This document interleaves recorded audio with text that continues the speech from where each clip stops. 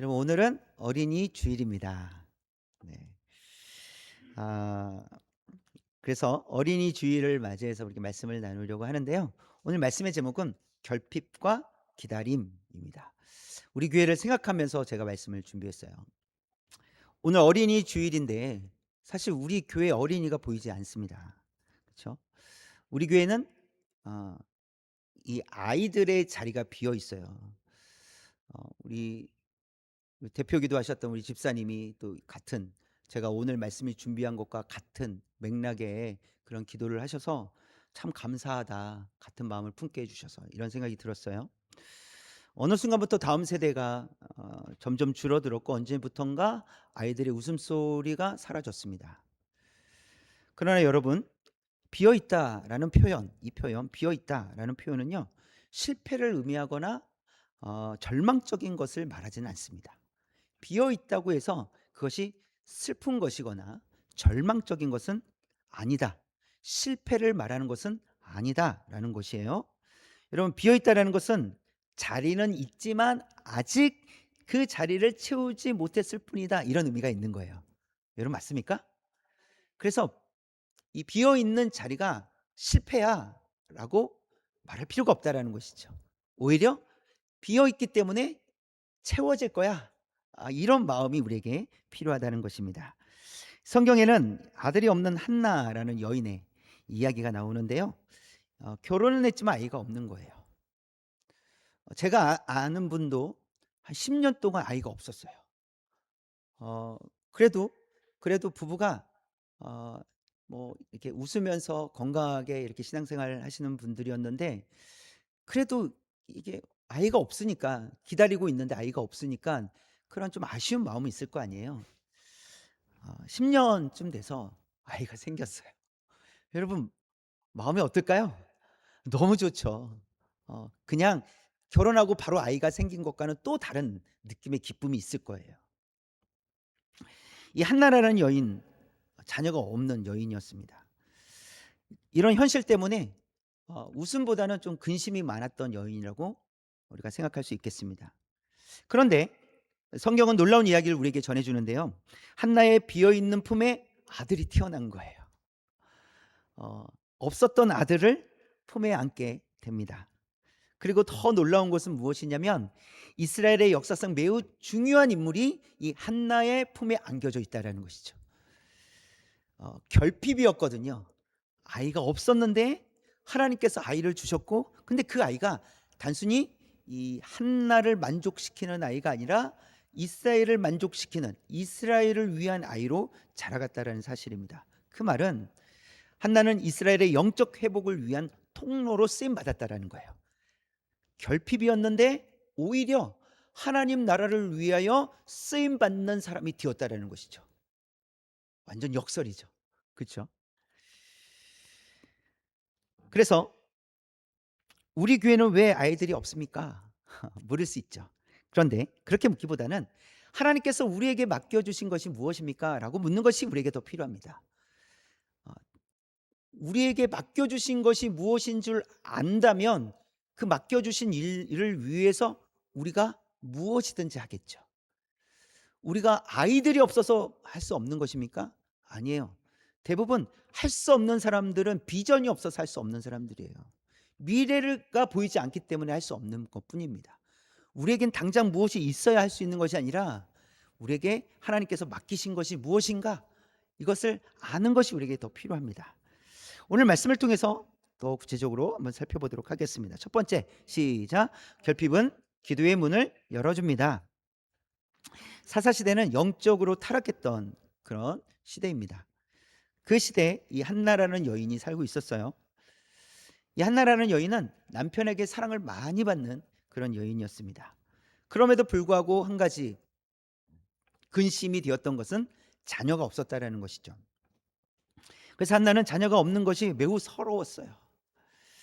그리고 그녀를 더 서럽게 하는 일이 있었는데, 남편의 또 다른 아내, 이 분인나, 그러니까 이 남자는 아내가 몇 명이에요 지금? 두 명이죠. 그 남편의 또 다른 아내 이 분인나라는 이 여인이 이 한나를 좀 괴롭히는 것이었어요. 이 분인나에게는요 자녀들이 여럿 있다라고 성경 기록을 합니다. 그런데 여럿 있으면 좀 너그러워져야지 왜 한나를 공격할까? 왜 괴롭힐까? 그것은 5절 말씀 볼까요? 붉은 글씨 시작. 한나에게는 갑절을 주니 이는 그를 사랑함이라. 남편이 누구를 더 사랑했어요? 한나를 더 사랑한 거예요. 1년에 한 차례 이 실로에 가서 하나님께 제사를 드리면서 드렸던 그 희생 제물 그냥 짐승을 이제 분깃을 따라 자녀들에게도 주고 아내들에게도 주는데 한나에게는 얼마만큼 주는 거예요? 갑절로 준 거예요. 눈에 보이게. 쟤는 뭔데 이렇게 많이 가져가 할 정도로 남편이 한나를 사랑한 거죠. 그런 모습을 지켜보는 분인 나는 아마 질투가 났을 거예요. 그렇죠? 그리고 자식을 낳아도 내가 낳았고 내가 많은 자식을 낳았는데 왜 나보다 저 한나를 더 사랑하냐 이런 마음이 있었겠죠. 그래서인지 분인 나는 자식이 없는 한나의 마음을 마구 이게 헤집어 놓았을 거예요. 어떤 말을 했을까요? 그냥 상상 속으로 그냥 어떤 말을 했을까? 자식이 없어서 불쌍해서 그만큼 남편이 해주는 거야. 아마 이런 못된 말을 했을 것 같아요. 어? 자식이 없어갖고 불쌍해서 그렇게 주는 거지 사랑해서 주는 것 같아? 막 이러면서 아마도 그렇지 않았을까? 그렇게 하지 않았을까? 그런 말을 들을 때마다 한나는 괴로웠죠. 특별히 이런 여호와 앞에 나아가 제사를 드릴 때마다 분인나의 자식들은 옆에서 함께 그쵸 분인나 옆에서 하나님 앞에 예배드리는데 자신 옆에는 아무도 없는 거예요. 이 한나의 남편 이 엘가나는 레위 지파 사람입니다.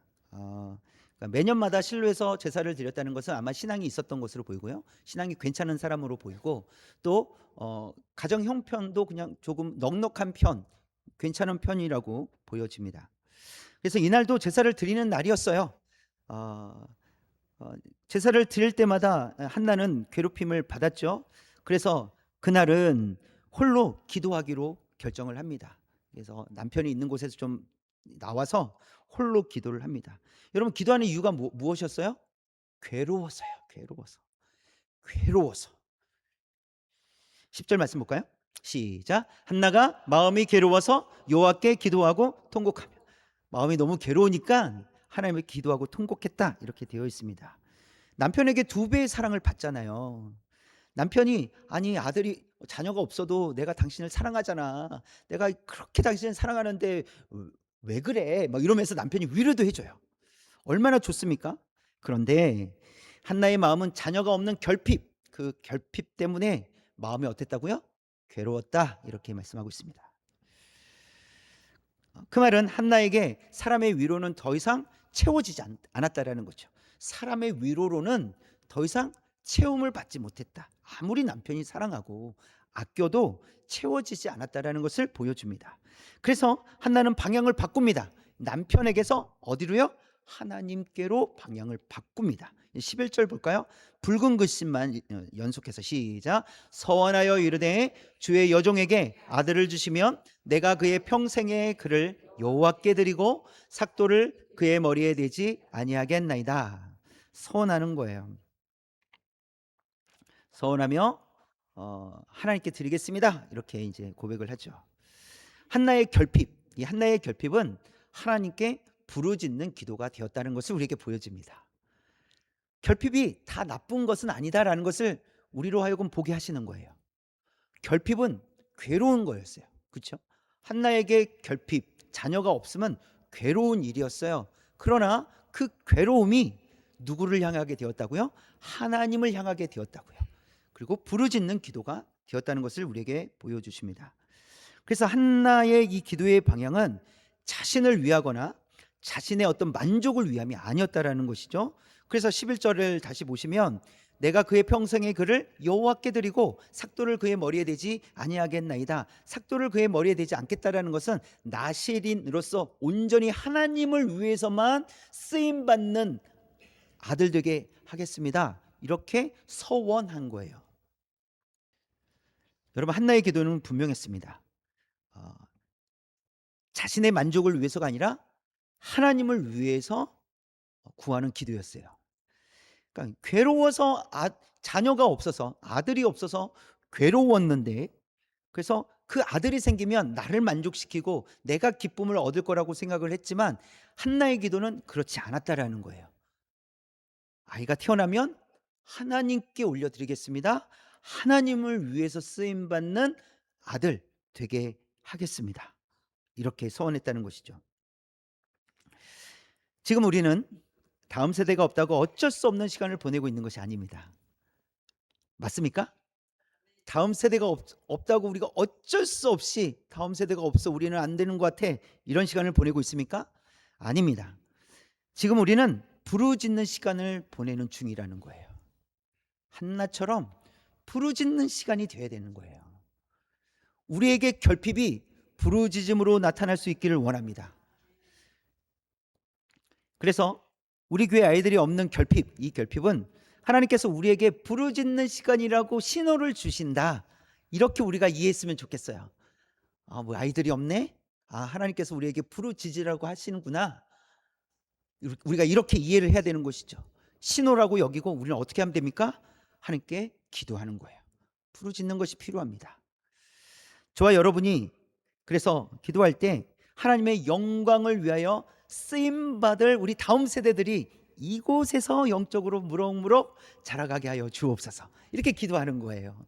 하나님, 지금 우리의 눈에 장장 보이지 않고 언제 그들을 만나게 될지도 알 수 없지만 하나님께서 반드시 우리의 기도를 사용하여 주실 줄 믿습니다. 우리의 결핍을 통하여서 부르짖는 기도를 하나님이 원하시는 줄 믿습니다. 그런 마음으로 부르짖을 수 있는 저와 여러분 되시길 주님의 이름으로 축원합니다. 두 번째, 시작. 하나님의 때 하나님의 방식으로 열립니다. 한나는 마치 술에 취한 사람처럼 간절히 기도했어요. 저 멀리서 보니까 저 사람 술 취했네 할 정도로 몸을 흔들어 가면서 간절히 주의를 신경 쓰지 않고 간절히 기도했어요. 당시에 제사장이었던 엘리 제사장이 이제 그 한나와 대화를 한 이후에 축복을 해줍니다. 17절에서 보니까 붉은 글씨 시작. 평안히 가라. 이스라엘의 하나님이 내가 기도하여 구한 것을 허락하시기를 원하노라. 하나님께서 당신이 구한 대로 기도한 대로 되어지길 원합니다 하고 축복하고 보냅니다. 그리고 한나는 더 이상 근심하지 않았다 이렇게 말씀을 하고 있어요. 18절 볼까요? 붉은 글씨 시작. 얼굴에 다시는 근심빛이 없더라. 왜 근심이 사라졌을까요? 하나님께서 반드시 들어주실 거라는 확신이 있었기 때문에 그래요. 여러분, 부르짖는 기도자들만이 경험하는 일이에요. 기도하는 사람들만이 경험할 수 있는 거예요. 기도하지 않잖아요? 근심이 사라지지 않습니다. 항상 근심해요. 그런데 옆에서 꼭 말해주고 싶죠. 기도라도 해 제발. 기도하지 않으면서 왜 근심하고 있어? 기도라도 해 제발. 기도하면 되잖아 라고 말해주고 싶죠. 한나는 얼굴에 근심빛이 사라졌어요. 기도를 멈췄다는 걸까요? 아니죠. 기도를 계속하는 거죠. 그러나 근심하지 않았다 이렇게 말씀하고 있는 것입니다. 집으로 돌아간 후에 일어난 일은 임신하고 아들을 낳게 되는데요. 20절 붉은 것이 시작. 한나가 임신하고 때가 이름에 아들을 낳아 사무엘이라 이름하였으니 정말 결핍 그 결핍이었던 한나에게 하나님께서 은혜를 베풀어 주셨어요. 아들을 허락하여 주셨습니다. 이 사무엘이라는 이름의 뜻은 하나님께서 들으셨다 이런 의미예요. 하나님께서 들으셨다. 누구를 들으셨다는 거예요? 한나의 기도를 들으셨다라는 것이죠. 하나님 그래서 사무엘이라 이렇게 이름을 지은 것이죠. 한나의 기도는 응답이 되었습니다. 그런데 우리가 놓치지 않고 봐야 될 말씀이 있어요. 19절 맨 마지막 부분 시작. 여호와께서 그를 생각하신지라. 누가 생각하신 거예요? 여호와께서 한나를 생각하셨다 이렇게 말씀하고 계세요. 그 말은 한나가 열심히 기도해서 이루어진 게 아니라는 거예요. 하나님께서 한나의 기도를 사용하셨다 이런 의미예요. 그러니까 하나님의 계획이 있었던 것이죠. 그때 하나님께서 이 한나의 기도를 사용하신 거예요. 그리고 한나의 기도를 사용하셔서 이 땅에 사무엘이 태어나게 하시고 사무엘을 통해서 하나님께서 또 하실 일들을 이루어 가셨다라는 것입니다. 한나의 기도는 하나님께서 하실 일의 통로로 쓰임 받았습니다. 저와 여러분의 기도도 하나님의 뜻을 위한 통로로 쓰임 받을 수 있기 원합니다. 그런데 상황이 어땠다고요? 결핍이었다고요. 결핍이 문제가 아니었다는 것을 보여줍니다.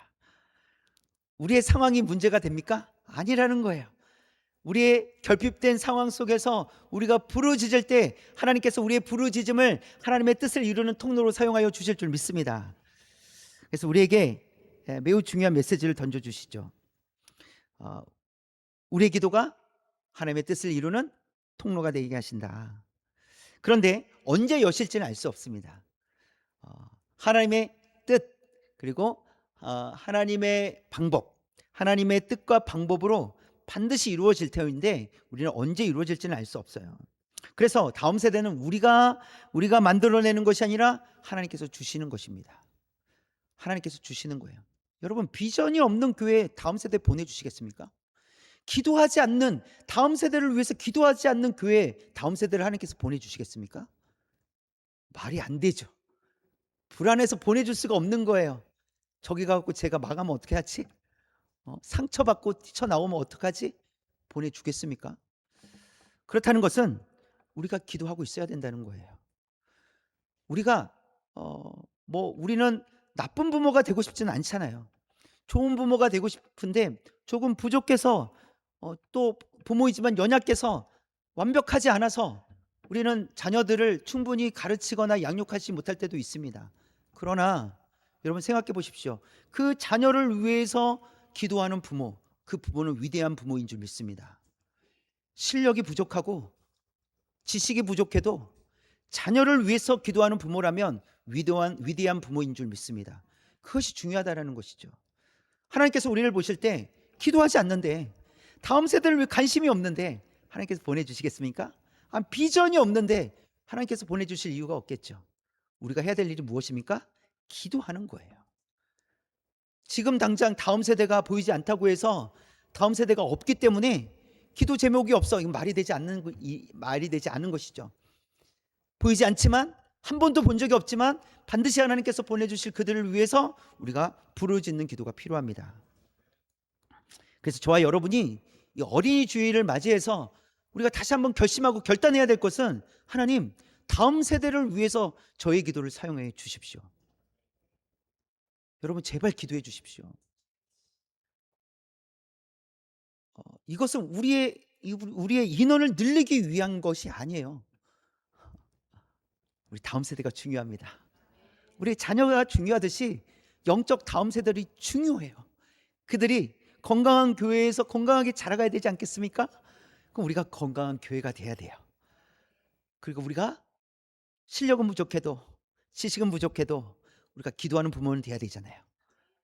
그래서 우리가 기도를 시작하는 것, 그때 하나님께서 하나님의 때 하나님의 방식으로 반드시 이루어 주실 줄 믿습니다. 반드시 보내어 주실 줄 믿습니다. 세 번째, 시작. 영적 부모가 되어야 합니다. 한나의 아들 이 사무엘은 하나님께 온전히 바쳐졌습니다. 한 가정의 아들로서 뿐만이 아니라 사실은 한 가정의 아들로서는 그 역할을 하지 못했어요. 왜냐하면 이스라엘을 위한 그 역할을 해야만 했기 때문에 그래요. 하나님은 한나를 만족시키기 위하여 사무엘을 주신 것이 아니었어요. 하나님의 뜻을 이루시기 위하여 사무엘을 한나를 통해서 얻으신 거예요. 그리고 그 사무엘을 이스라엘의 영적 회복을 위해서 사용하십니다. 우리가 기도하는 자녀들은 우리 교회만을 위한 자녀들이 아니라는 사실을 기억해야 되겠습니다. 우리를 만족시키기 위해서 필요한 자녀들이 아니라는 것이죠. 그들은 하나님을 위해 귀하게 쓰임받는 자녀들이 되어야 됩니다. 그러니까 우리의 다음 세대도 그렇고 우리의 여러분들의 자녀들, 손주들도 마찬가지라는 거예요. 그냥 나를 흡족하게 해주는 자녀, 손주들이 아니라 하나님께 영광을 올려드리는, 하나님을 위해 쓰임받는 자녀가 되도록 여러분 기도하셔야죠. 여러분 자녀들로서 얼마나 기도하고 계십니까? 그냥 건강했으면 좋겠습니다. 돈 잘 벌었으면 좋겠습니다. 이런 기도하십니까? 여러분, 우리의 자녀들이 하나님의 영광을 드러내야죠. 하나님께 귀하게 쓰임 받아야죠. 이 기도가 우리에게 필요한 기도인 줄 믿습니다. 바울은 갈라디아 교회 성도들에게 보내는 편지에서 이렇게 썼어요. 갈라디아서 4장 19절 시작. 나의 자녀들아 너희 속에 그리스도의 형상을 이루기까지 다시 너희를 위하여 해산하는 수고를 하노니. 바울은요 갈라디아 교회 성도들을 매우 사랑했어요. 그런데 이런 게 있잖아요. 가서 복음을 전했지만 긴가민가 그래서 한 발짝은 밖에 있고 한 발짝은 안에 들어와 있는 그런 사람들이 있을 거 아니에요. 그래서 예수님을 믿겠다고는 했지만 왠지 금방 떠날 것 같은 그런 사람들도 있었을 거 아니에요. 바울은요 스스로 영적 부모가 되겠다고 결단을 합니다. 그러면서 나오는 단어가 뭡니까? 해산하는 수고죠. 해산하는 수고. 진통을 겪겠다라는 거예요. 내가 진통을 겪으면서까지 여러분들 돕겠습니다. 여러분들이 예수 그리스도를 영접하는 데까지 나아갈 수 있도록 제가 최선을 다해 보겠습니다. 제가 진통을 겪더라도 이 일을 반드시 하겠습니다. 라고 그렇게 고백하고 있는 것입니다. 저와 여러분도 영적 부모가 되어야 하겠습니다. 영적 부모가 된다는 것은 기도해야지 뭐 이 정도 수준이 아니에요. 진통을 겪겠다라는 겁니다. 수고하겠다라는 거예요. 그냥 되어지는 것이 아니죠. 남녀가 결혼을 해서 이제 부부가 되었을 때 이제 태어날 아이를 생각하면서 우리 몸이 건강해야 돼. 그래야지 건강한 아이를 낳지 하면서 그런 준비를 하겠죠.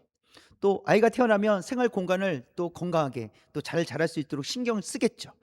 또 아이가 태어나면 아이에게 부모로서 어떤 표정을 지어줄까, 어떻게 말해줄까, 어떻게 양육할까 이런 고민을 하게 될 것입니다. 왜 이런 생각을 합니까? 왜 이런 고민들을 합니까?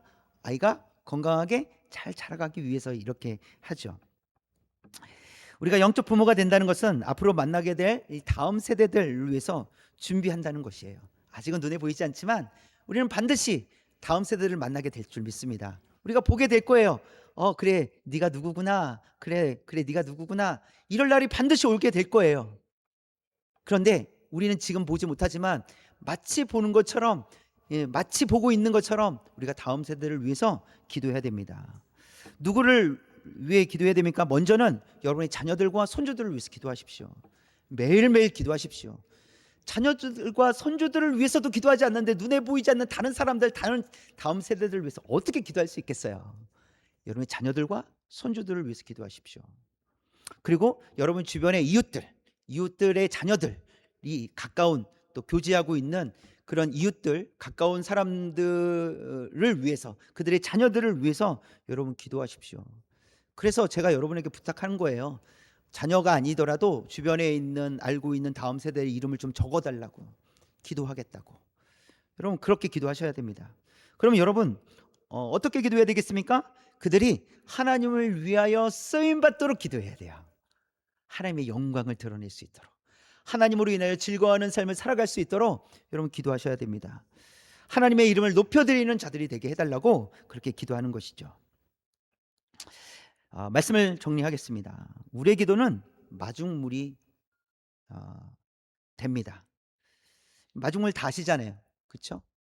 말라있던 곳에 물 한 바가지를 넣으면 몇 번 펌프질을 하면 물이 나옵니다. 물이 딱 한 바가지만 나옵니까? 아니에요. 펌프질을 멈추지 않으면, 그리고 그 바닥에 안에 우리 눈에 보이지 않지만 물이 말라 있지 않는다면 내가 원하는 만큼 물이 나올 수 있습니다. 물을 펄 수 있어요. 여러분 우리의 기도가 마중물이 되길 원합니다. 메말라 있고 결핍되어 있는 것처럼 보이지만 한 바가지의 이 기도가 여러분 두 바가지, 세 바가지, 10바가지를 퍼 올리게 될 줄 믿습니다. 하나님께서 이런 은혜를 우리에게 주시겠다라는 거예요. 그런데 이 마중물이 없어서 하지 못하면 안 되잖아요. 우리의 기도가 마중물이 되길 원합니다. 그래서 절실하게 다음 세대를 품고 기도하는 그런 부름받은 교회로서의 사명을 감당할 수 있기를 원합니다. 앞으로 어떤 인물들이 우리 교회에서 나오겠습니까? 사무엘과 같은 그런 인물들, 다윗과 같은 그런 지도자들, 그렇죠? 세례 요한과 같은 그런 목회자들, 그런 다음 세대 일꾼들이 반드시 나오게 될 줄 믿습니다. 그렇다면 우리는 무엇을 해야 된다고요? 마중물이 되어야 된다고요. 우리는 기도해야 된다고요. 기도합시다. 적어도 우리는 1년 내내 기도해야 되겠지만 적어도 5월 가정의 달이니까 더 많이 기억할 수 있으니까 여러분 기도합시다. 어 명단을 저에게만 주시지 말고 여러분 가지고 있는 명단도 갖고 계세요. 그리고 매일매일 기도하십시오. 먼저는 여러분의 자녀들, 손주들을 위해서 먼저 기도하십시오. 그래야지 그 기도가 확장됩니다. 내 이웃으로, 내가 알지도 못하고 한 번도 본 적이 없는 그들에게까지 확장될 줄 믿습니다. 여러분 기도하십시오. 우리 그런 마음으로 기도할 수 있기를 원합니다. 우리가 기도할 때 하나님의 때, 하나님의 방법으로 반드시 하나님께서 열어주시고 하나님께서 보내어주시고 하나님께서 세워주실 줄 믿습니다. 이러한 마음으로 기도하는 우리의 결핍이, 이것이 실패가 아니다, 근심이 아니다, 오히려 간절히 부르짖는 기도가 되었다, 이렇게 고백할 수 있는 그런 저와 여러분 되시기를 다시 한번 주님의 이름으로 축원합니다.